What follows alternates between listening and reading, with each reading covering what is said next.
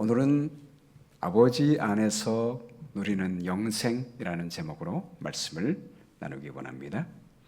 2013년도 조선주간 추석 특집의 커버 스토리에 일진 아빠 분투기라고 하는 기사가 실렸습니다.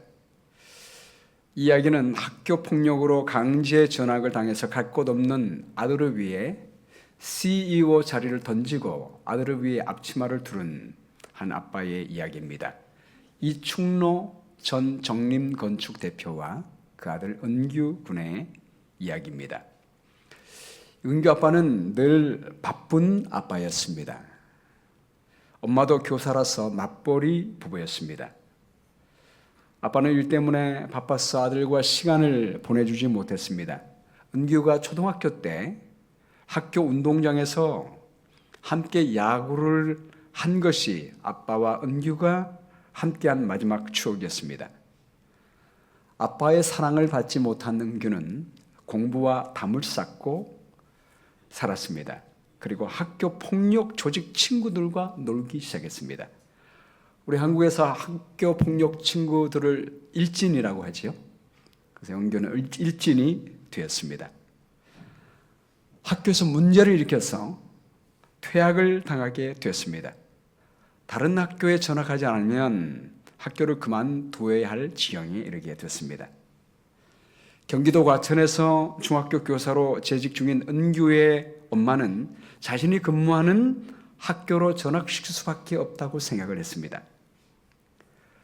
그러나 아들의 문제는 애정 결핍이 문제라고 판단한 아빠는 자신이 직접 은규와 시골에서 살면서 사랑을 주어야 하겠다고 결심을 했습니다. 그리하여 양평에 있는 한 중학교로 전학을 합니다.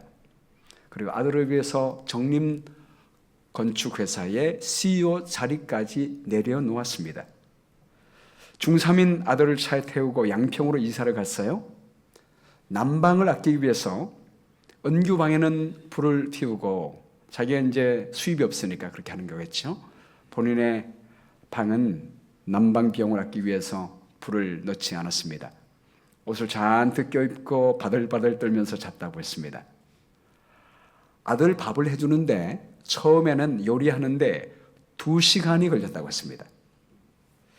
그렇게 초보주부로 겨울을 한번 보내고 나니 은규가 드디어 중학교에서 졸업을 하게 됐습니다.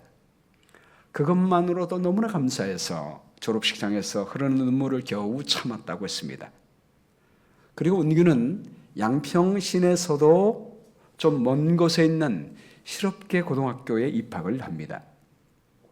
부모의 사랑을 받지 못해 어긋난 길을 걸어가서 시골로 내쳐진 아들이 너무나 안쓰러워서 아들을 임금님처럼 모시고 살았다고 합니다. 늘 따뜻한 밥상을 차려 주었습니다. 매일 아침 교복을 빳하게 다리고 바지에 줄을 세워서 입혀서 학교에 보냈습니다. 그리고 아들이 좋아하는 것이라면 무엇이든지 사주고 시중을 들었습니다. 그렇게 아빠의 사랑을 먹으며 자란 은규는 그 학교의 학생회장이 되었습니다. 사고를 쳤던 아들이 사고 치는 아이들을 지도하는 학생회장이 된 것입니다. 우리 아이들도 은규를 잘 따랐습니다. 학교 선생님도 학생들이 믿고 따르는 은규에게 지량권을 늘려주었습니다. 굵직한 학교 행사를 할 때는 은규를 불러서 의논을 했습니다. 기자가 이제 취재하면서 인터뷰하면서 은규에게 이렇게 물었습니다. 만약 강제 전학을 당하지 않았다면 지금 어떻게 되었을까? 그때 은규가 이렇게 대답합니다. 그때 같이 놀던 친구들 중에 학교도 잘리고 교도소에 간 친구가 들어있어요. 생각해보면 전화위복이 된 것 같아요. 아빠한테 가장 감사합니다. 자, 여러분께 질문을 드립니다. 앞으로 은규는 어떻게 살아야 할까요? 말썽을 피웠더니 아빠가 더 관심을 가지고 사랑해 줬으니 앞으로 아빠의 사랑을 더 많이 받기 위하여 더 많은 말썽을 피워야 할까요? 어떤 사람들은 탕자의 비유를 보면서 집을 나갔던 탕자가 집에 돌아올 때 아버지의 사랑을 더 많이 받는 모습을 보면서 나도 탕자가 되야겠다, 그렇게 생각하시는 분들이 혹시 없습니까? 이 로마서는 로마서 1장부터 5장까지는 믿음으로 말미암은 칭의에 대해서 말씀을 했다고 했지요. 오늘부터 우리 6장부터 내일 8장 초반부까지 우리 성화에 대해서 살펴보겠습니다. 오늘은 6장을 통해서 구원받는 자녀는 어떻게 살아야 하는가라는 주제로 말씀을 나눕니다. 첫 번째, 구원받은 하나님의 자녀는 그리스도와 함께 죄에 대하여 죽었다라고 말씀하고 있습니다. 로마서 3장 20절 말씀에 율법의 행위로 그의 앞에 의롭다 하심을 얻을 육체가 없나니라고 말씀했고, 이제는 율법 외에 하나님의 한 의가 나타났다라고 말씀을 했습니다. 사람들은 이 말씀을 오해해서 구원받은 사람은 더 이상 율법을 지킬 필요가 없다라고 받아들이는 수많은 그리스도인들이 있습니다. 오늘 대부분의 개신교인들이 이렇게 생각합니다. 그래서 오늘날 안식일을 지키지 않는 이유도 뭐 때문입니까? 율법이 패했다고 생각합니다. 우리가 구원받을 때는 율법이 아닌 하나님의 은혜로 구원받기 때문에 더 이상 율법이 필요가 없다라고 생각을 합니다.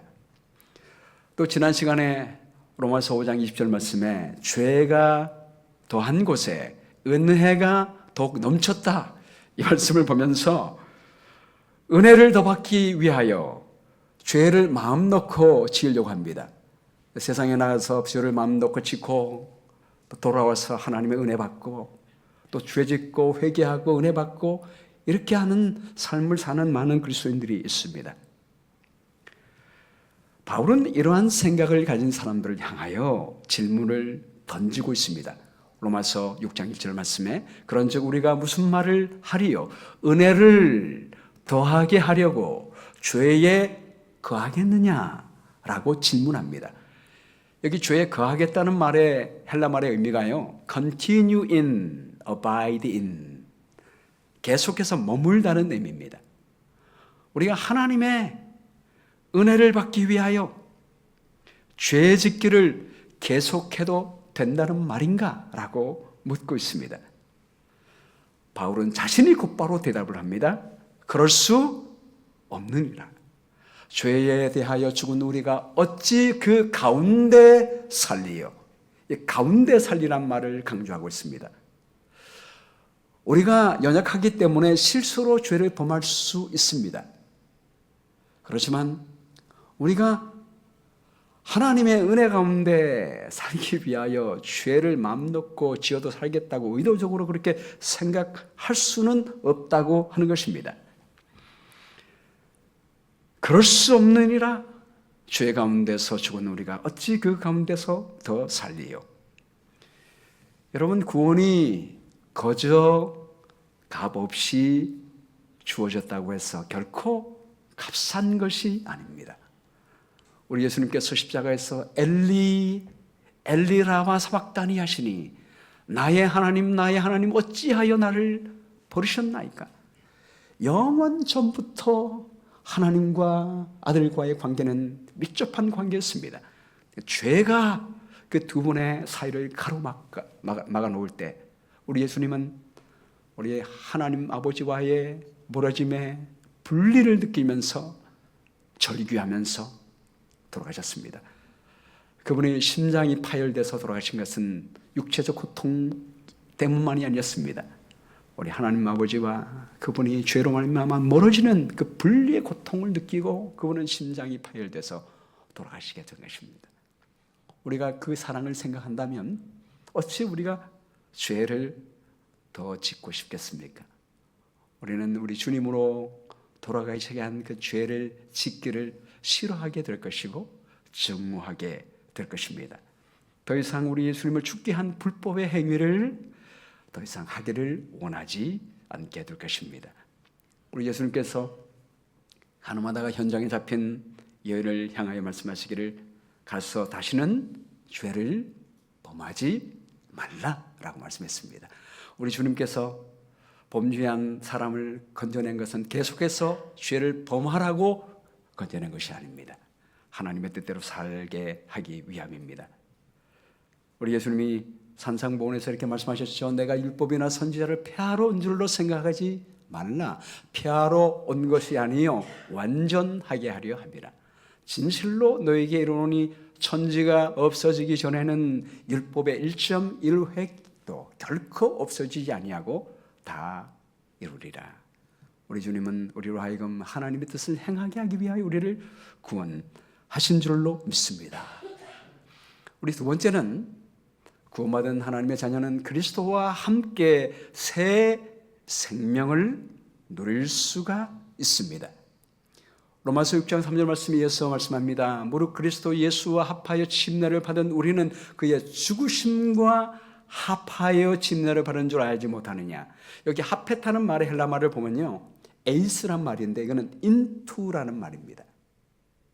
인투. 이 말은 우리가 침례를 받을 때 예수님 안으로 아예 들어갑니다. 완전한 연합을 의미하고 있습니다.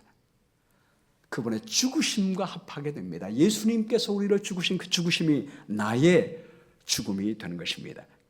그러므로 우리가 그의 죽으심과 합하여 침례를 받음으로 그와 함께 장사되었나니 우리의 옛날에 죄된 삶은 완전히 죽었습니다. 장사 지냈습니다.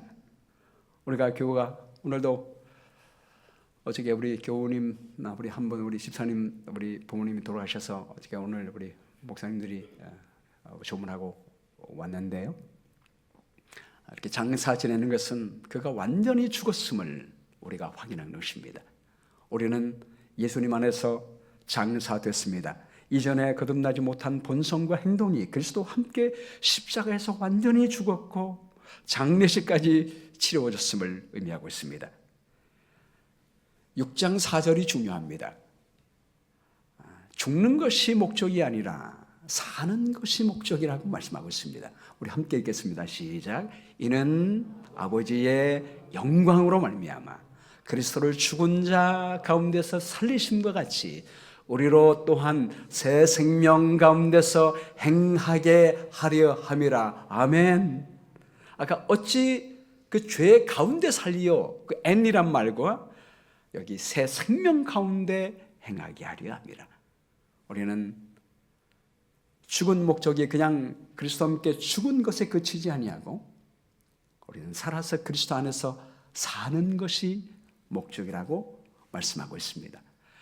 그리스도를 죽은 자 가운데서 살리신 우리 아버지 하나님께서 우리도 살려주셔서 새로운 생명 가운데 살 수 있도록 인도해 주시게 될 것입니다. 여러분, 아빠의 사랑을 받고 자란 은규는 어떻게 됐을까요? 더 말썽을 피우며 살았을까요? 학생회장이 된 은규는 교원의 활동 봉사부 중에 선남 선녀분을 서클을 만들었습니다. 자원봉사자를 모집해서 장애우 시설 평화의 집에 가서 매주 5시간씩 봉사를 했습니다. 그리고 은규는 전기호 학생회장에 걸맞는 사람이 되기 위해서 몸가짐 하나, 말투 하나까지 신경을 쓰게 됐습니다. 은규가 이렇게 말합니다. 회장이 된 후에 학교다운 학교를 만들어 보고 싶었어요. 우리 학교가 인근 학교보다 평판이 안 좋았거든요. 개선하고 싶었어요. 교내 흡연, 교복 불량 등을 학생회 임원들이 나서서 제지했어요. 제가 먼저 담배를 끊고 교내 흡연을 잡으러 다녔죠. 학생들이 저를 존중해주고 따라 주었어요. 그리고 바닥권 성적으로 고등학교에 겨우 입학했던 은규가 전교 1등이 됩니다. 그리고 미국에 유학을 가기 위해서 영어 공부를 열심히 했습니다. 양평 끝자락에 있는 양동고등학교에서 서울 반포에 있는 토플 학원까지 왕복 200km가 넘는 거리를 일주일에 3번씩 다녔습니다. 그리고 그 후에 미국에 있는 대학교에 6곳에 응시를 했는데 5곳으로부터 합격 통지서를 받았습니다.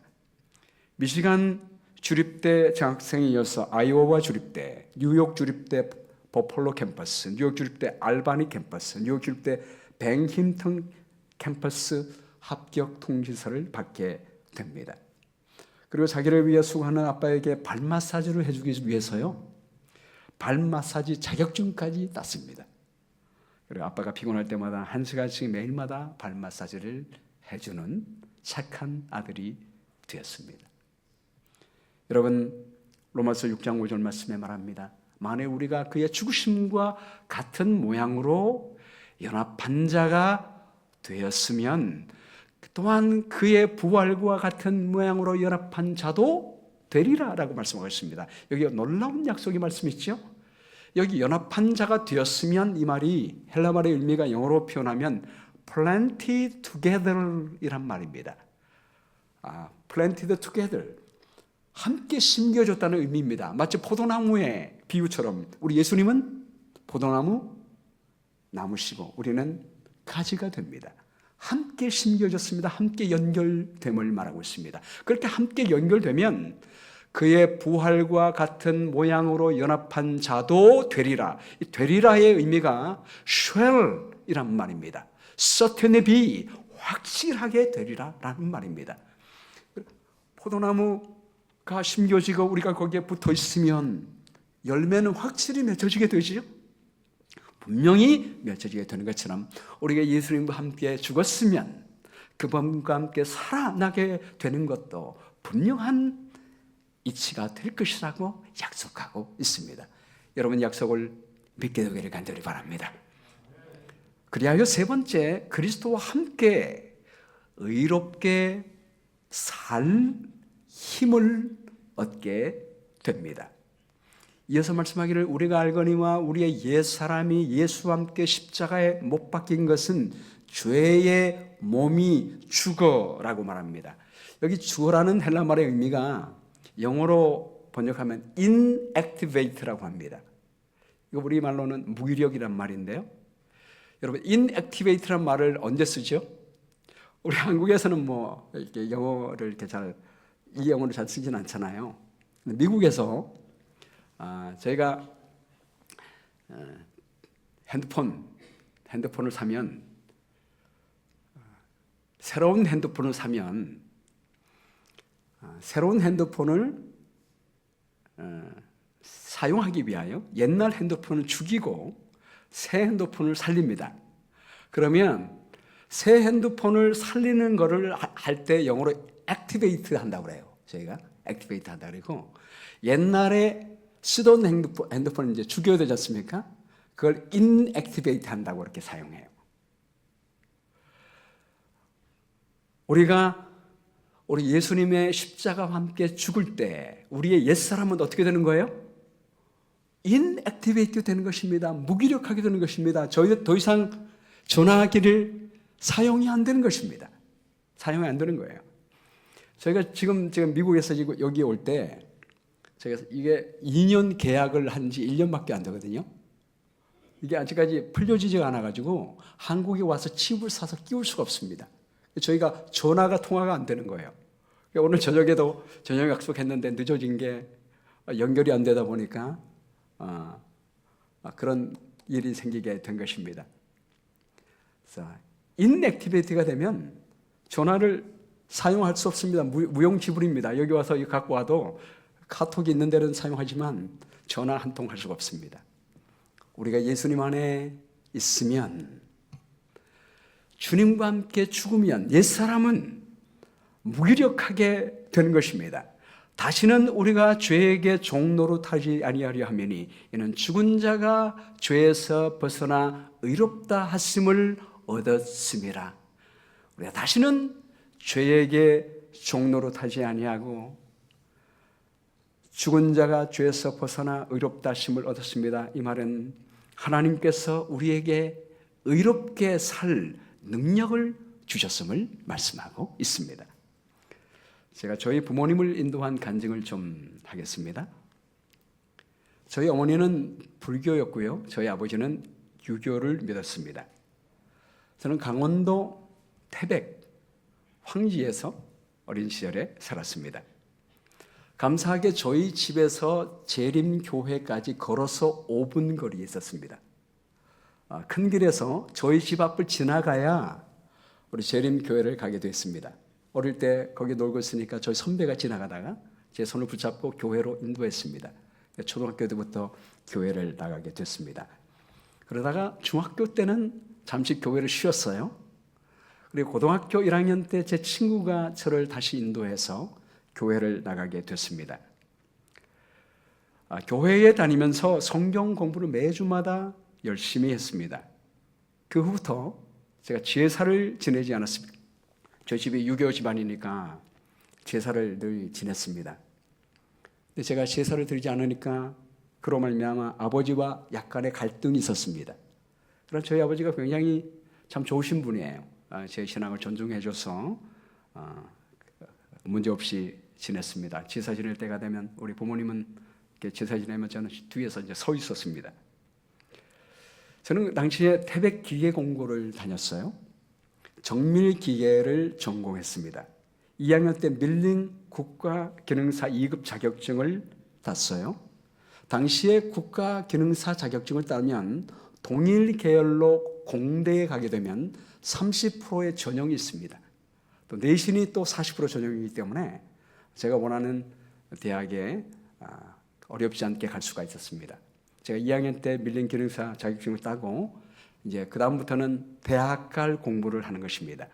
그러다가 제가 고등학교 3학년 초에 우리 하나님께서 목회로 부르심을 받는 것을 제가 느끼게 돼서 목회를 하겠다고 생각하고 삼육대학 가기로 결정을 하게 됩니다.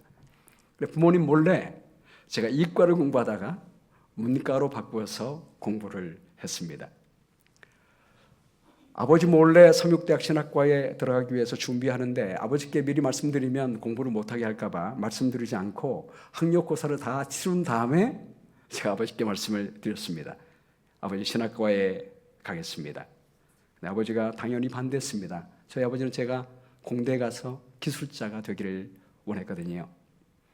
그러더니 저희 아버지가 저에게 하는 말이 너 예수와 아버지 둘 중에 하나 선택해라 라고 말씀하는 거예요. 제가 누구를 선택하겠습니까? 저에게는 아버지와 예수님 두 분 다 중요합니다 라고 말했더니 뭐?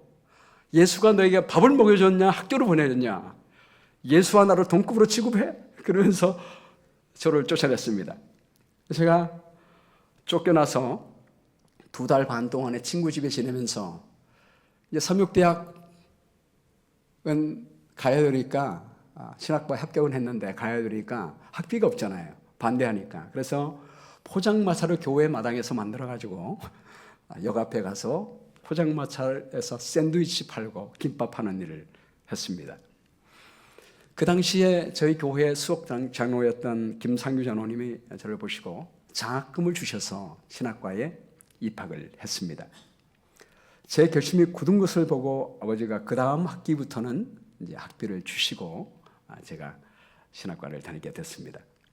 신학과를 졸업한 다음에 제가 동정원 앞에 본부교회에 처음으로 인턴 전도사로 가게 됐습니다. 전도사로 구도자에게 성경을 가르쳤는데 그해 60명이 침례를 받았습니다. 침례식 있을 때마다 한편 기쁘면서 제 마음속에 한편 부모님을 구원하지 못한 것에 대한 죄송한 마음이 있는 것입니다. 그래서 어느 날 아버지에게 전화했습니다. 그날도 침례식을 마친 다음에 아버지가 생각나서 아버지께 전화했습니다. 근데 전화했는데 제가 눈물이 나서 말이 나오지 않는 거예요. 근데 저희 아버지가 낌새를 알아차리고 영화야 무슨 일 있냐? 라고 묻는 거예요.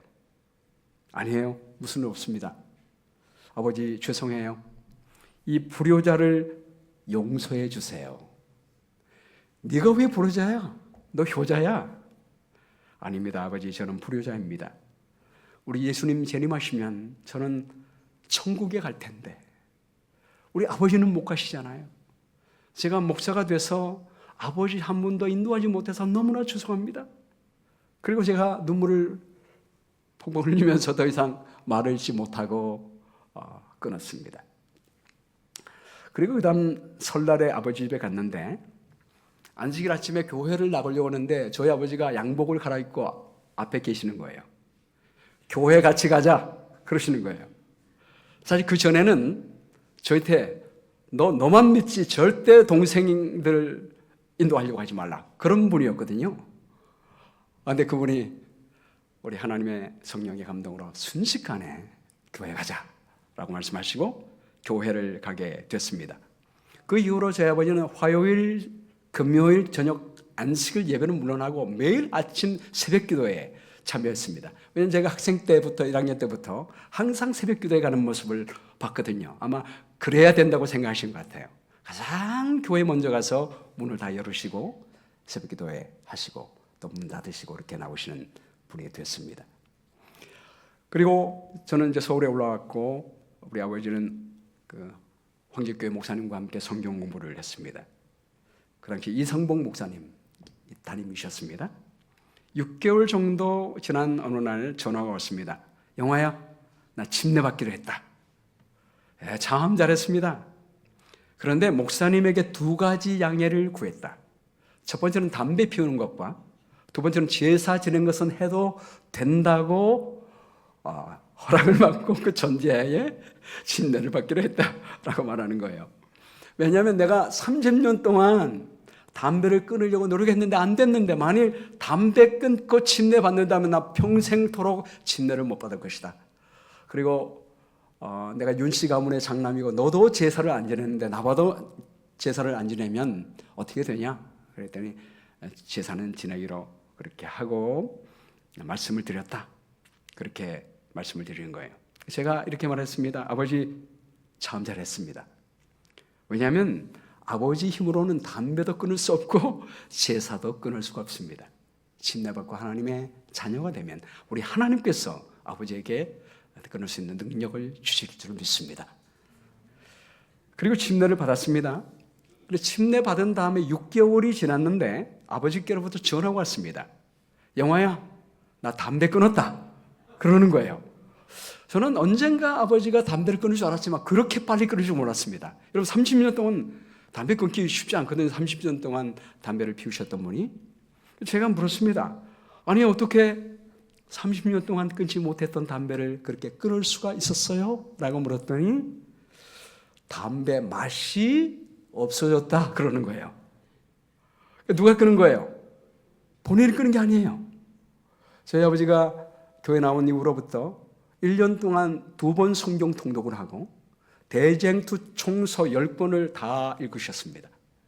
하나님의 말씀이 들어가고 성령께서 역사하시니까 그냥 담배 맛이 없어진 거예요. 하나님께서 해 주신 것입니다. 할렐루야. 그리고 다음 명절이 됐는데 그날 명절 제사가 다 끝난 다음에 저는 이제 뒤에서 항상 이렇게 서 있죠. 끝난 다음에 가족들을 다 불러 모아놓고 가족회의를 했습니다.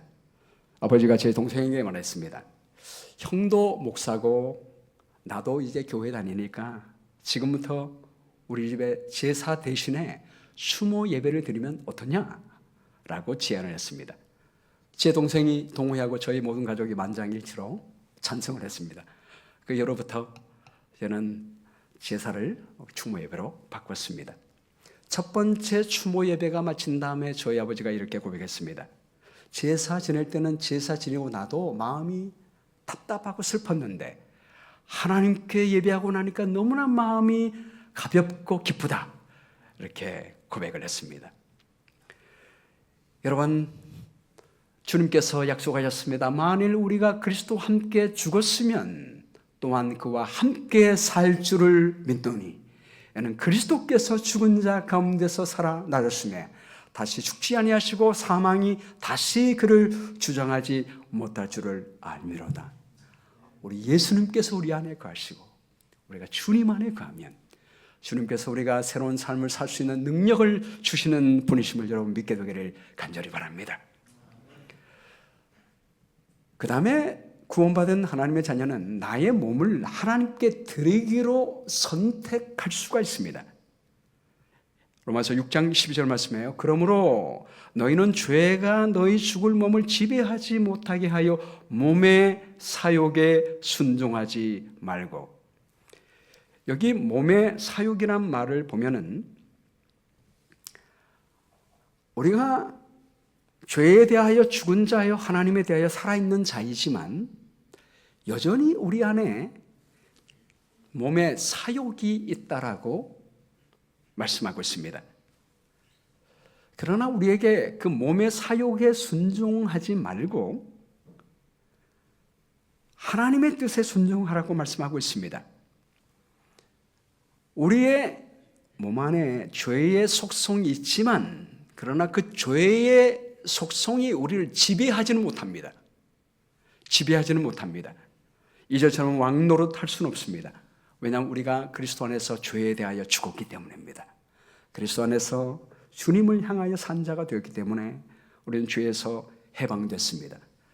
그러므로 우리는 선택권을 가지고 있습니다. 이전에는 선택권이 없었습니다. 죄의 종이었습니다.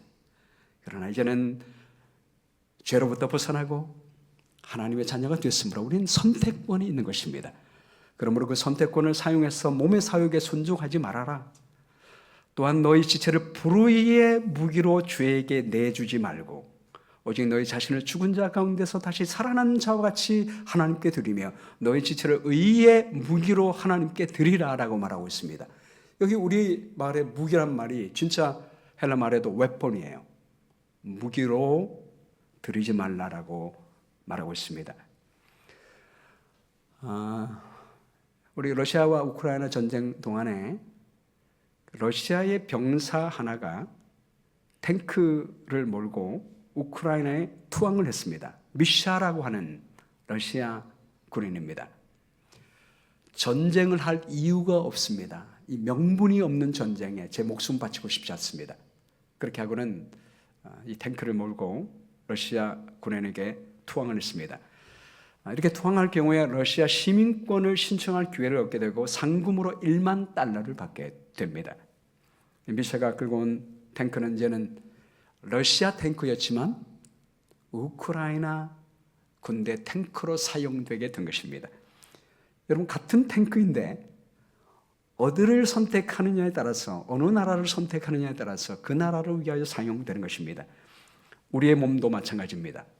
우리가 우리의 몸을 무엇을 위하여 사용하실지 선택할 자유가 있습니다. 똑같은 무기라도 사용하느냐에 따라 전혀 다른 목적으로 사용되듯이 우리의 몸을 의의 병기로 사용할 수 있고 불의의 병기로 사용할 수 있는 선택력이 우리에게 있습니다.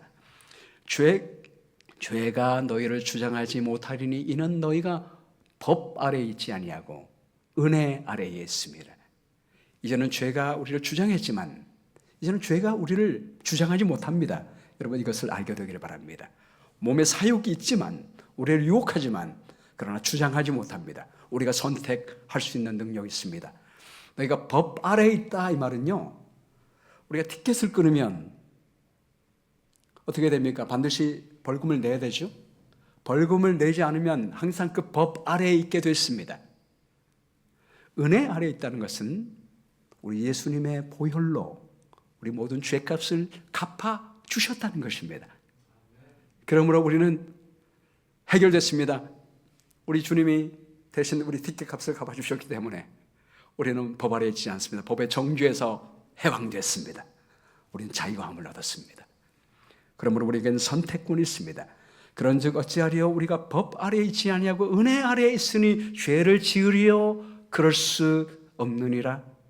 너희 자신을 종으로 내주어 누구에게 순종하든지 그 순종함을 받은 자의 종이 되는 줄을 너희가 알지 못하느냐?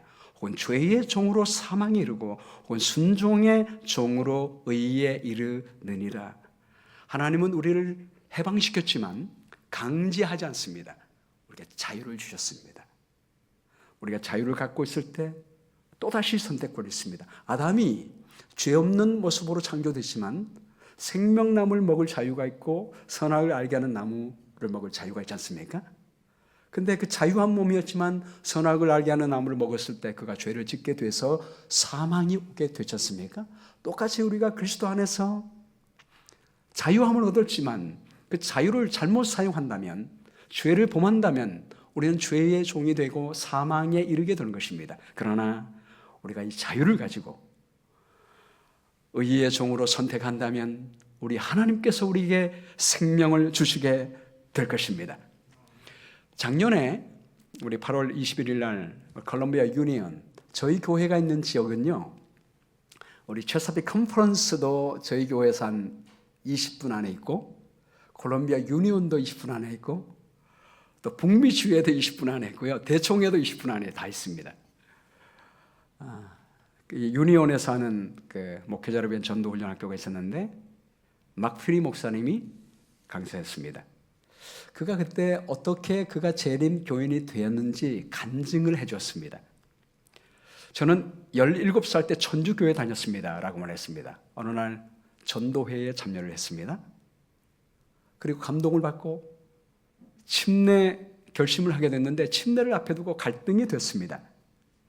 저는 당시 안식일에 농구하기를 좋아하는 학생이었고 또 사람들이 많이 다니는 큰 천주교회에 다니고 있었습니다. 근데 지금 이제 전도에 참여한 그 교회는 굉장히 작은 재림교회였습니다. 사람들이 많이 다니는 일요일 교회, 일요일에 예배를 드리는 천주교회를 선택할 것인가?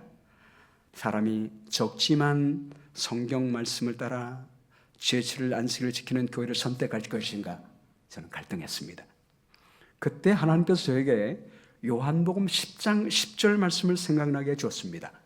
도둑이 오는 것은 도둑질하고 죽이고 멸망시키려는 것뿐이요 내가 온 것은 양으로 생명을 얻게 하고 더 풍성히 얻게 하려는 것이라.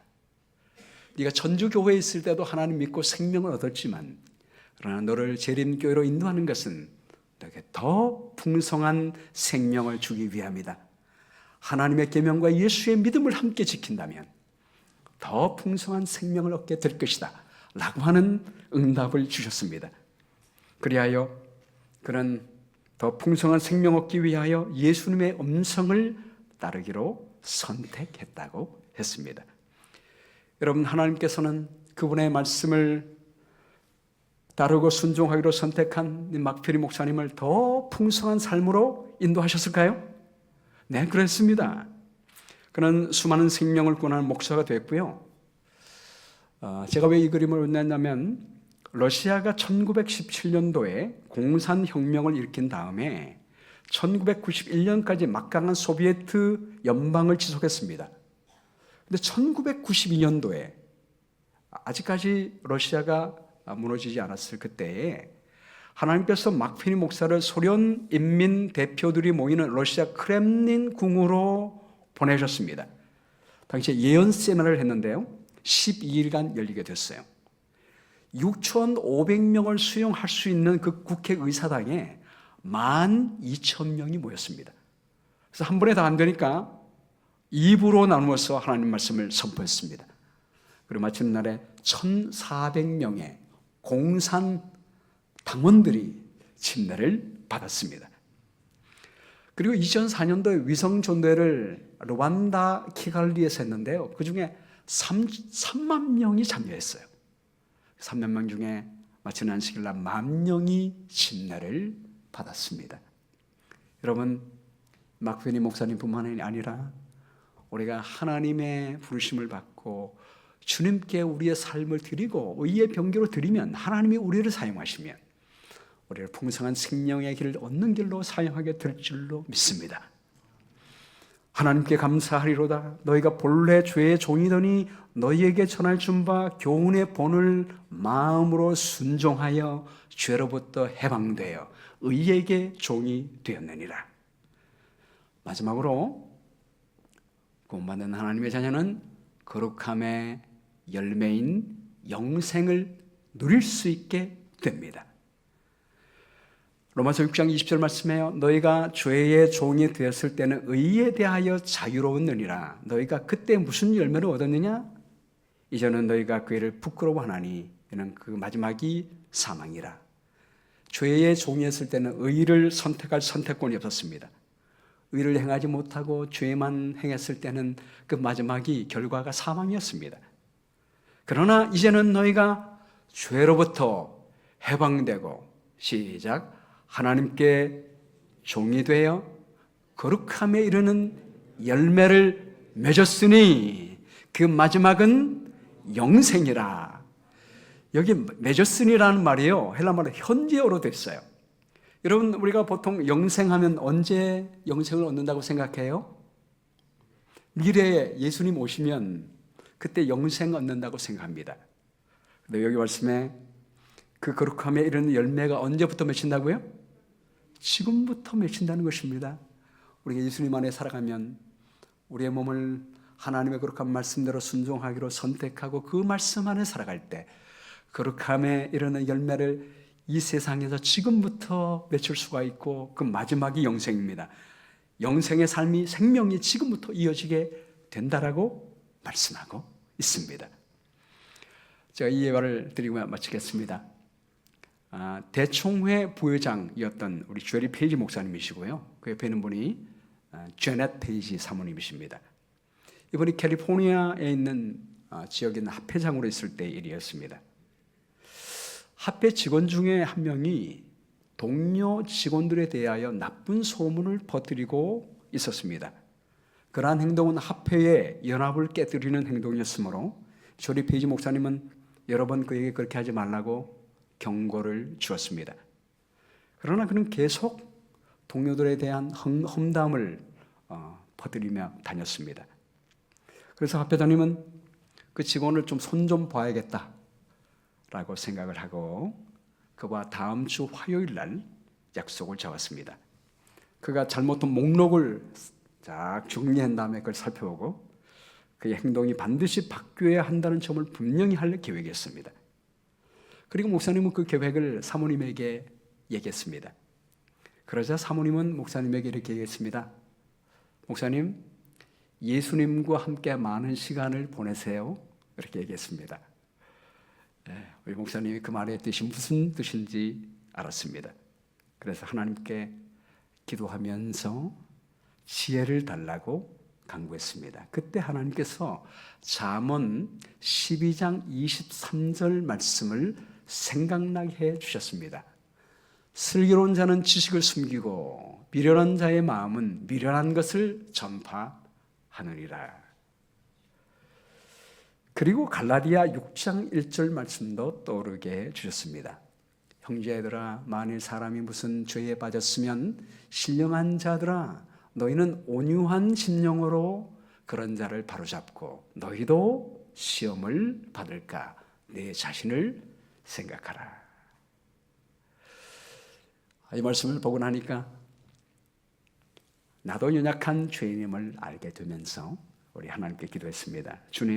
주님의 지혜와 친절의 영을 가질 수 있도록 도와주시고 이 사람에게 주님의 방법으로 접근하는 방법을 보여주세요 라고 간구했습니다. 그리고 화요일 날 직원을 만났어요. 그리고는 리스트를 넣고 지적하는 대신에 그걸 다 덮어두고 함께 기도하자고 제안했습니다. 하나님, 우리 모두가 넘어지기 쉬운 사람들입니다. 저희 모두 예수님을 닮도록 도와주세요. 기도가 끝나고 일어서자 그 직원이 눈물을 흘리며 고백을 했습니다. 합회장님, 제가 잘못했습니다. 앞으로 다시는 동료를 향하여 험담하지 않겠습니다. 그 후에 이 직원은 잘못된 일을 멈추었고 합회 직원들은 하나가 되었습니다. 로마서 6장 23절 말씀은 이렇게 마칩니다. 함께 읽고 마치겠습니다. 시작. 주의 삭은 사망이요 하나님의 은사는 그리스도 예수 우리 주 안에 있는 영생이니라. 여러분, 이 은사란 말의 의미가 헬라말로 카리스마입니다. 여러분 많이 들어보셨죠? 카리스마란 말이 여기서 나왔어요. 은사가 카리스마입니다. 은사가 뭐예요? 선물입니다. 우리에게 하나님께서는 선물로 하나님의 은사로 그리스도 안에서 영생을 주셨습니다. 우리가 예수님 안에서 늘 머물러 살며 그분 안에서 그분 말씀 안에서 살아간다면 우리 하나님은 우리에게 선물로 영원한 생명을 주시게 될 것입니다. 그것이 마지막뿐만 아니라 지금부터 매일의 삶에서 영생을 누리며 생명 안에 살 수 있도록 해주십니다. 이러한 생명을 늘 누리며 사시는 귀한 생애가 되기를 주님의 이름으로 축복합니다.